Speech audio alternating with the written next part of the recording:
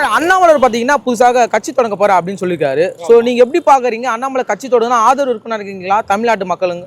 கண்டிப்பா அவருக்கு ஆதரவு இருக்கும். பிஜேபி என்பது ஐயர்கள் டாமினேஷனாக இருந்தது. தமிழ்நாட்டை பொறுத்தவரை பிராமின்ஸ்ன்னு சொல்லுவோம் இல்லையா, அவங்க டாமினேஷனில் இருந்தது. இவர் நான் பிராமின். இவர் வந்ததுக்கு அப்புறம் தான் பிஜேபியை வளர்த்து கொண்டு போனார். அதான் திமுக காரன் எப்படி டெய்லி பேட்டி கொடுக்குறானோ அதே மாதிரி இவர் பத்திரிகையாளர்கள் அவரை சுற்றி வந்துகிட்டு இருந்தாங்க.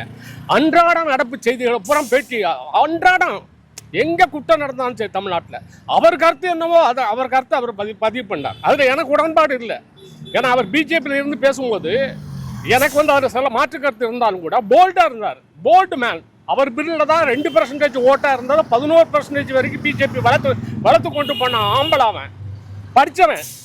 இன்னைக்கு படிக்காத ஒரு முதலமைச்சர் இன்னைக்கு வந்திருக்காரு. ஓகேவா? அவர் இந்த கட்சி தொடங்குறத கொஞ்ச நாளைக்கு முன்னக்கூட்டி தொடங்கி இருக்கணும். ஒரு வருஷத்துக்கு முன்னோட்டி தொடங்கியிருந்தா ஒரு படித்தவன்ட்டு அந்த தமிழ்நாடை கொடுத்தமே அப்படின்னு நாங்கள்லாம் சந்தோஷப்பட்டிருப்போம்.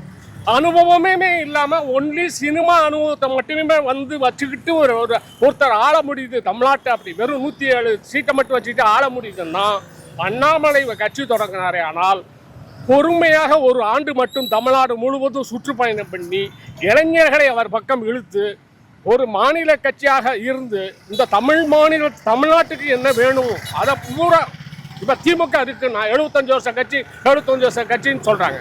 என்னத்தினால் 75 வருஷமா அந்த கட்சி இருக்கு? தமிழ்நாடு உரிமைகள் அவன் எங்கேயுமே விட்டு கொடுக்கறது இல்லை.